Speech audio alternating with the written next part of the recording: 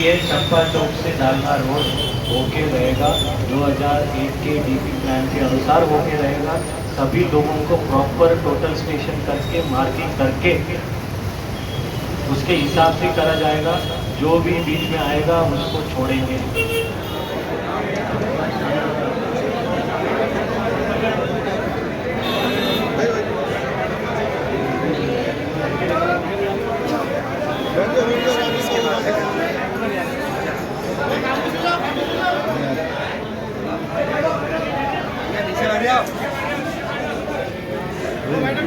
सभी को मेरा सेपरेट नमस्कार। हमीदा बेगम अब्दुल अजीज, वसीम शेख अब्दुल अजीज, शेख सोहेल अब्दुल अजीज, तनवीर वशीम शेख, रेशमा शेख, सोहेल शेख, ये तो प्रेगनेंट थी। असीम वशीम शेख, महमूद उर्फ फरीद वशीम शेख। ये 7 लोग कौन है?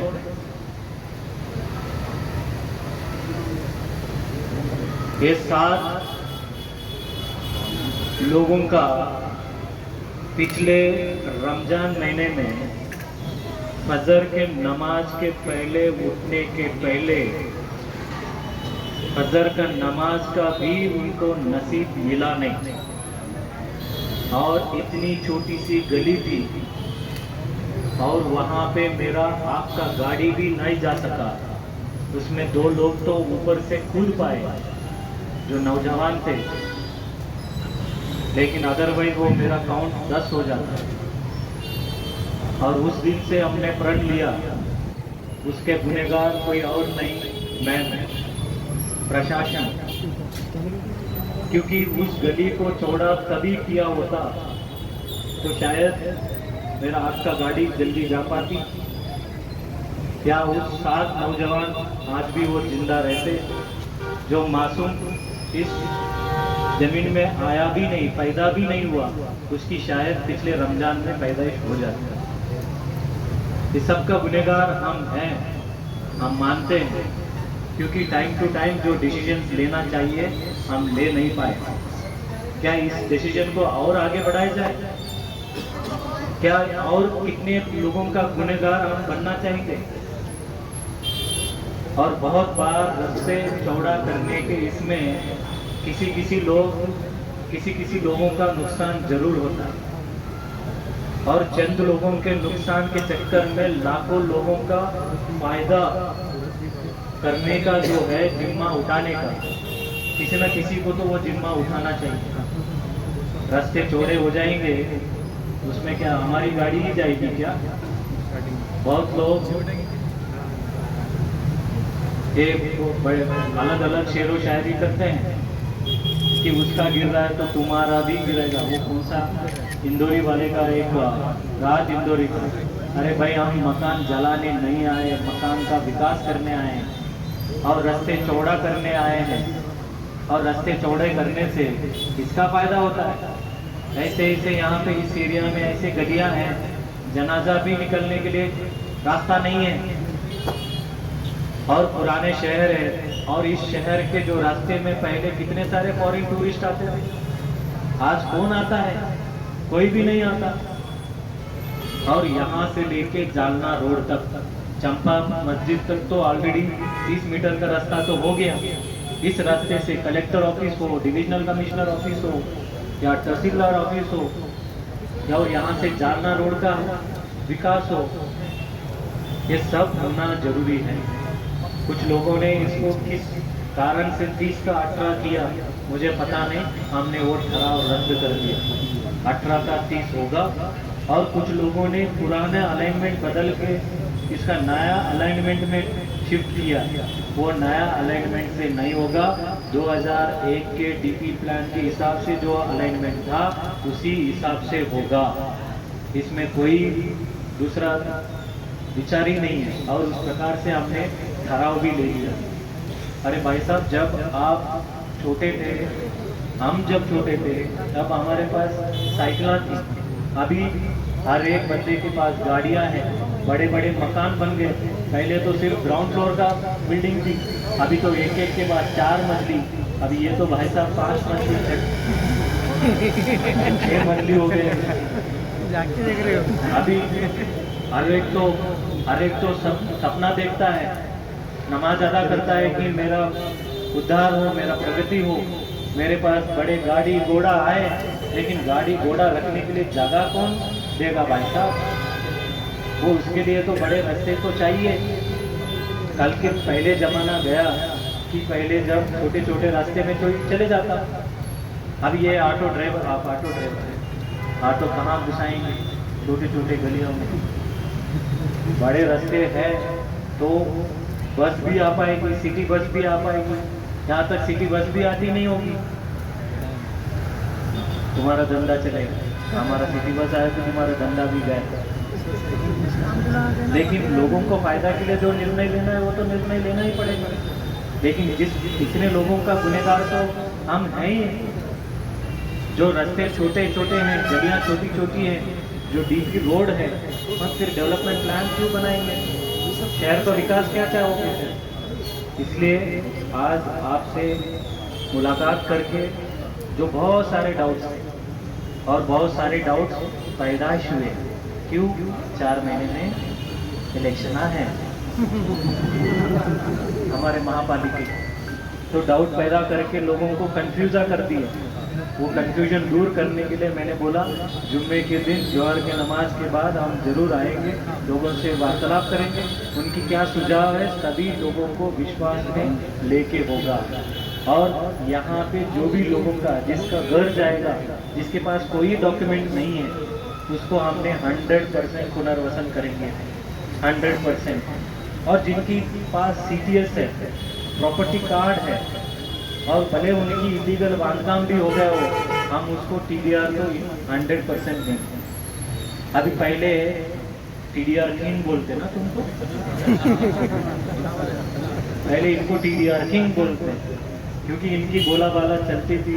हमने 2 दिन पहले बिल्डरों को नाराज करने वाला निर्णय लिया। क्या निर्णय लिया? पहले TDR को कोई भाव ही नहीं रहता, क्योंकि उसको कंपलसरी करे बिना। TDR मतलब क्या है? जमीन के बदले में दिए जाने वाली जमीन की कागज, ताकि वो कल के दिन कोई भी चौथा मसला हो, 5वां मसला हो, चढ़ाने के लिए वो कागज पर चले। वो TDR आप ले सकते हैं। भाई किसी को बोला मुझे कंपेंसेशन ही चाहिए, ठीक है भाई, अभी तो TDR का भाव 100 रुपए की जगह पे 120 रुपए होने वाला है, ये लिख के रखो। क्योंकि क्या है, बाजार में TDR बचा हुआ ही नहीं है। अभी अपना शहर इतना प्रगति होने वाला है, 80,000 करोड़ रुपए की इन्वेस्टमेंट। कोई बिरकिन के तरफ गए होगा, पूछ लेना वहाँ पे जमीन की भाव क्या चालू है। अभी पड़ेगा हमने निकालने के बाद वहाँ की जमीन की भाव पूछ लेना।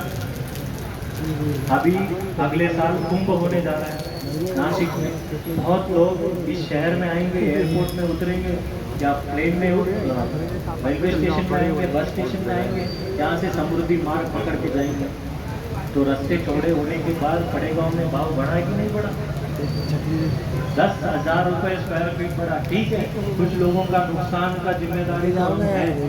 लोगों ने पूछा हमको, ये बांधकाम करने के टाइम पे सो गए थे क्या? यस, प्रशासन सो गया था। किसी की हाथ खुली, हाथ क्या बोलते हैं, हाथ खिलौनी करूँ गिरी बगल से, वो वहाँ पे कौन जिम्मेदार है? तुम और हम। अगर सेवक वहाँ की रोक लेता, भाई इसमें परमिशन होती ही नहीं, या प्रशासन के जो हमारे जो पहले वाले नुमाइंदगी थे, जो भी जिम्मेदार अधिकारी थे, आज के बाद जो भी, इसलिए हमने जो बार ये जो बोला जाता है कि हम जिम्मेदार हैं, यस हम जिम्मेदार मानते हैं ना, प्रशासन जिम्मेदार है, लेकिन ये सिलसिला कब तक रखना चाहिए? चलो फिर कहीं भी बना लो, फिर रोकना है तो मैं क्यों रोक रहा हूँ? फिर रास्ते पे भी बना लो, हर रास्ते पे बना लो। फिर रास्ते चौड़े होने चाहिए, टाइम टू टाइम जैसा बदलाव होता है। जैसे लोगों के पास जो आपकी पूर्वज हो, मेरी पूर्वज हो, पैदल से चलते थे, आज हम 4 चाकी से चलते हैं। एक के घर में 10 गाड़ी हो गई। हाँ भाई, जो गरीब गरीब का घर, अमीर का, आप लाइन पकड़ के देख लेना। जालना रोड में कोई गरीब लोग थे क्या? जालना रोड में जो बांधकाम परमिशन नहीं लिए सभी लोगों का तोड़ दिया। जो कोर्ट में मसले गए वो उतना ही हमने रोका हुआ है, और कोर्ट के मसले पूरा होने के बाद उनका भी तोड़ा जाएगा। लेकिन सभी लोगों को विश्वास में लेके हम तोड़ते हैं। और जो जिसका घर में चले जा रहा है, जो जिसका घर ही नहीं रह रहा है, तो हम उसको 100% पुनर्वसन लेने की जिम्मेदारी हमने ले रखी है। प्रशासन ने ले रखी। महाराष्ट्र शासन पंतप्रधान आवास योजना में आपको घर प्रायोरिटी से दी जाएगी। आज हमारे पास 150 मकान है जो प्रायोरिटी में आएगा, तो हम उसको सिर्फ 1 लाख रुपए के अंदर पुनर्वसन करने की जिम्मेदारी हमने उठाई है। हाँ, अगर इधर हमारा कोई जमीन मिल जाती जिसकी दुकान वगैरह चले जाते हैं, तो उसमें हम इस प्रकार से चिकलटाना में हमने 70 ज़्यादा बना के उनको पुनर्वसन करने की निर्णय लिया है। और यहाँ पे भी हम लागू करेंगे। जिसके दुकान चले गए और उसको हमने कहा ना TDR दे पाएंगे, ना कंपनसेशन दे पाएंगे, ना कुछ दे पाएंगे, तो हमने उनको भी व्यवस्था करने की हम निर्णय लिया। लेकिन इतना तो जरूर कि ये चंपा चौक से जालना रोड होके रहेगा, 2001 के DP प्लान के अनुसार होके रहेगा। सभी लोगों को प्रॉपर टोटल स्टेशन करके मार्किंग करके उसके हिसाब से करा जाएगा। जो भी बीच में आएगा उसको छोड़ेंगे। रोशन गेट टू कटकट गेट रास्ता हो गए, सिर्फ वहाँ पे खंबे खड़े हुए हैं, उसको MSCB को हमने बोला है उसकी जो बाजू में शिफ्ट करने का कार्य भी हम करेंगे।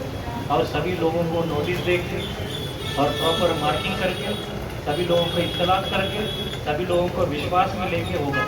और इस रोड होने के बाद ना मेरा मकान है ना मेरा दुकान है। शफी साहब है क्या मेरी मकान दुकान है यहाँ पे? किसके वास्ते कर रहे हैं हम? प्रशासन ने यहाँ पे इनके वास्ते कर रहे हैं। आप मेरे को ये पुराने शहर के अंदर एक रास्ता बताओ। सभी रास्ते हमने कर डाले, यहाँ से लेके हमारा कॉर्पोरेशन तक सिर्फ एक बैजीपुरा का है। हमने बोला तुम जब तक गुत्तेवारी नहीं करोगे तब तक मैं वो रास्ता नहीं करूँगा। जफर बिल्डर है ना, तो आपने बोला था, आपने रिक्वेस्ट किया, मैंने बोला जब तक तुम गुत्तेवारी कर लो 100% सभी रास्ते में। प्रशासन में कोई भेदभाव नहीं। ये सब माजी नगर सेवक है, सभी लोगों ने जो आपने रिक्वेस्ट किया नहीं हुआ। कोई रास्ता बच गया क्या? बताइए। लोग सिर्फ आरोप करते हैं प्रशासन के ऊपर।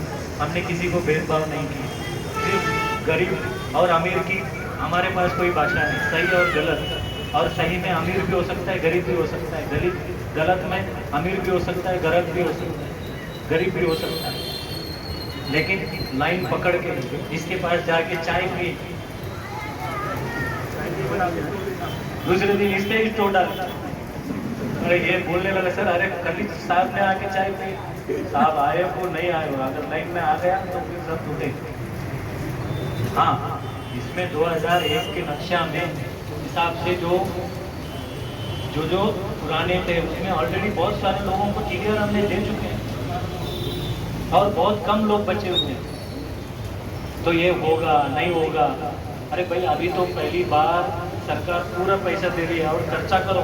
मेरा खर्चा नहीं हो पा रहा है। आज पुराने शहर रोशन गेट टू कटकट गेट में मैंने बोला था अरे मस्जिद के सामने थोड़ा अलाइनमेंट चेंज कर दूंगा, वो भी मान नहीं रहा था। मैंने बोला यार तू खुद ही मानता नहीं तो फिर मेरे को ये ऊपर करना पड़ा।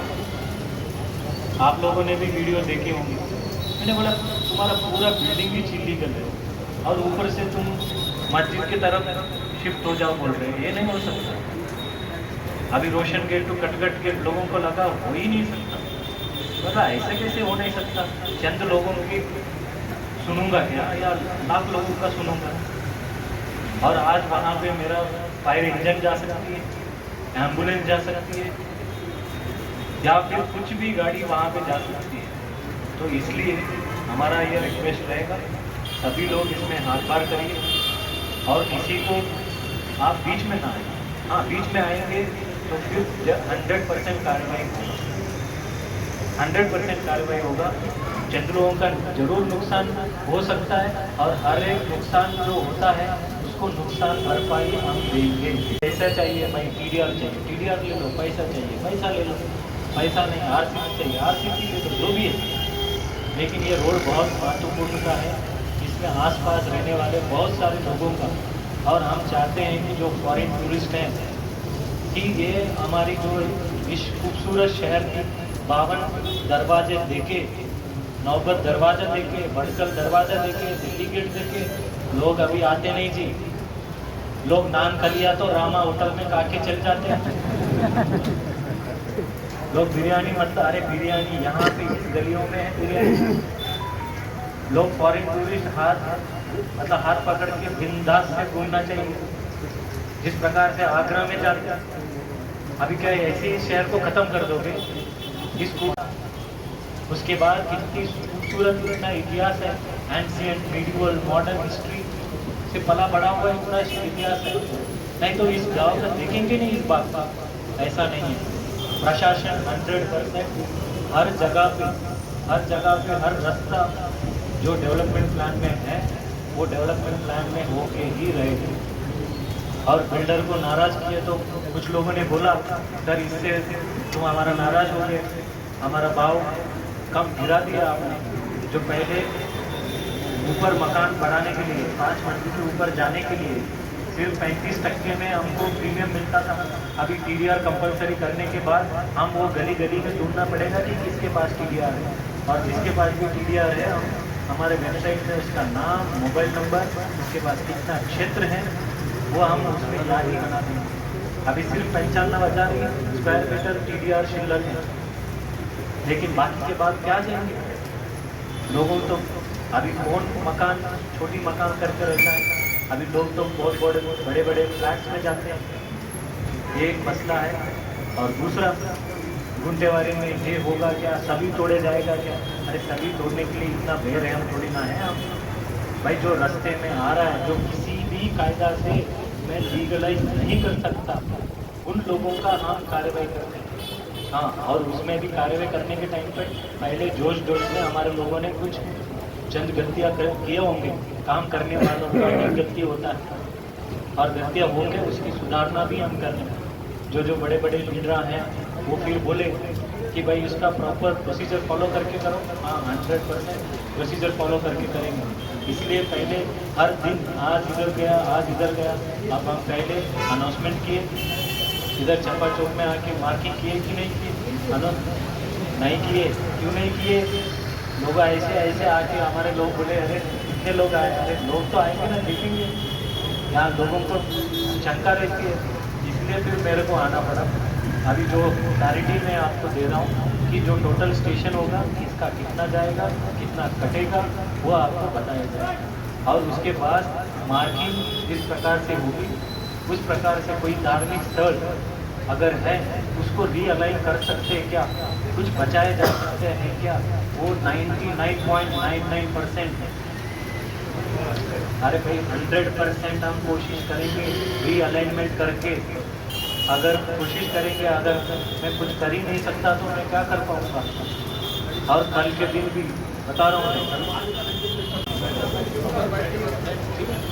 मैंने सभी लोगों को दिखे, इसलिए मैं बड़ा होकर बात कर रहा हूँ। और इसमें ऑलरेडी 33 एजेंसी तक सिर्फ 33 प्रॉपर्टीज़ हैं। 33 प्रॉपर्टी का जहाँ भी नुकसान अगर हो रहा है, कोई धार्मिक स्थल का अगर नुकसान हो रहा है, उसकी भरपाई भी हम कॉरपोरेशन से हम देंगे ताकि वो तुम बाद में बना सको।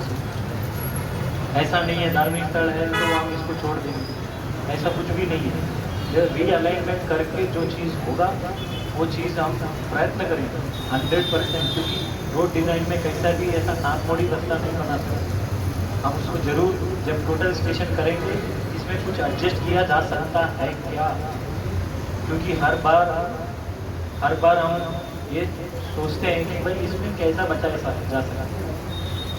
कि जैसा मैंने रोशन गेट का कटकट गेट का उदाहरण दिया कि भाई वहाँ पे इधर अगर बचाना है तो सामने किसी का तो मकान जाएगी, किसी न किसी का तो दुकान जाएगी तो जाएगी। लेकिन फिर वो व्यवस्था हम चर्चा वगैरह करके जो कमेटी है, जो मस्जिद की कमेटी है या कोई दरगाह की कमेटी है, उनके साथ हम अलग से मीटिंग लेके उनको जो भी है हम लिख के देंगे, बोलेंगे नहीं। हम जो बोल रहे हैं वो लिख के देंगे। और जो लिख के नहीं दे सकते हम वो भाषा बोलते ही नहीं। तो इसलिए मेरा आपसे दरख्वास्त है।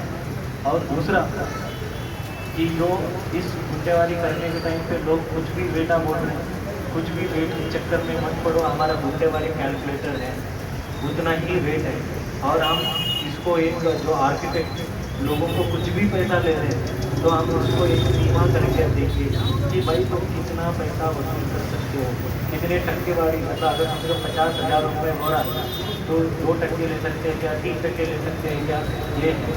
और दूसरे बहुत सारे लोग बोलते हैं गरीब लोगों का तुम कार्यवाही करते हैं। अरे गरीब अमीर की बात नहीं, कल के दिन तुम्हारा जो गुंटेवारी है, बांधकाम परमिशन है, तो कोई भी ना कॉर्पोरेशन का अधिकारी हो या पदाधिकारी हो तुमको ये नहीं बोल सकता कि भाई तो घर गिरा देगा, कोई नहीं कर सकता। जब तुम्हारे पास ऑफिशियल परमिशन है, नहीं तो कोई भी आगे आके डराता है तेरा घर गिरा देगा। अरे भाई काय को गिरा देंगे भाई साहब, मेरे पास तो गुंटेवारी का है, परमिशन का है।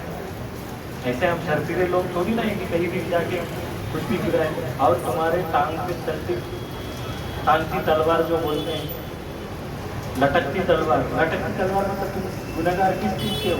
बिना परमिशन से बांधकाम कर दिए वो तो गुनाह है, लेकिन उस गुनाह को माफ़ करने के लिए शासन ने गुंटेवारी कायदा लेके आया। और पुराने एरियाज में हो, स्लम में हो या गाँवठान में हो, या फिर तुम्हारा बात आई वक़फ़ लैंड में हो।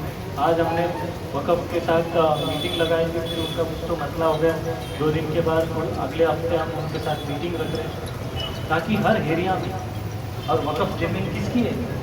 वक़फ़ ज़मीन तो मस्जिदें और ये हिंदू बड़प्पन करने के लिए है। तो उसके इसमें बैठे हुए लोगों का फिर क्या करना है? उन्होंने उसकी लीज ऑर्डर बने और उनकी एनओसी लेके आए ताकि उसको वक़फ़ बोर्ड के पास पैसा है कि जो भी आपको धार्मिक स्थल को उद्धार करना है वो चीज़ उद्धार करने के लिए है। तो इसलिए ये सभी चीज़ों का असलों का हमने ये किया है। और तीसरा भाई बोले अरे मैं पढ़ने वाला हूँ पहले से 21 साल से, अरे ऐसी उदाहरण बोल रहा उदाहरण बुरा मत समझ। हाँ नहीं तो हमारे अधिकारी को बोलता है अरे 5 रखो, 5 दे दो, बाकी भरो ही नहीं। अरे ये थोड़ी चीज़ छुटने वाली है, ये चीज़ दिखने वाली है। बांधकाम परमिशन बांधकाम में दिखने वाली है ना, कहाँ गायब होने वाली है? क्या वो अधिकारी परमानेंट था क्या? कोई परमानेंट नहीं है। जो परमानेंट है वो चीज़ दिखेगी, प्रॉपर्टी टैक्स तुम्हारे कागज पे दिखेगी। और अभी हमने बर्थ सर्टिफिकेट, डेथ सर्टिफिकेट, कुछ भी रहवास प्रमाण पत्र, ये सब जो है प्रॉपर्टी टैक्स अगर भरे नहीं तुमको प्रमाण पत्र नहीं मिलेगा। प्रूफ ऑफ रेसिडेंस जो है, रेसिडेंस तुम इस शहर में यहाँ पे रहते हो, इसके एक मुख्य कागज पत्र जो है वो हमारा प्रॉपर्टी टैक्स है। जो इसके पहले गलती से या अशिक्षित से जो हमने टैक्स भरे ही नहीं, वो टैक्स तो जो 1000 रुपये टैक्स है, ब्याज हो के वो 50,000 हो गया, उसमें हमने 95% छूट दिया है। अभी 95% छूट, इसके आगे तो कुछ नहीं है। क्योंकि मैं थोड़ा बहुत वो 5% भी इसलिए रखा कि जो रेगुलर टैक्स पेयर थे उनका अपमान ना करें, इसलिए एक बहुत सुवर्ण संधि है। तो यह अपॉर्चुनिटी आप इस्तेमाल करके, सर बहुत टैक्स होता, अरे बहुत टैक्स होता तो तेरा बड़ा मकान रहा तो बड़ा टैक्स होता। अब एकदम बहुत गरीब है, स्लम में, टैक्स कितना रुपये? 500 और 1000 रुपये, वो भी सालाना। और वाटर पानी का जो है फिर सालाना 2025 रुपये है। एक टैंकर मंगा के देखो हमारा पानी नहीं आए तो। अभी हर जगह हमने पानी का लाइन महाराष्ट्र शासन और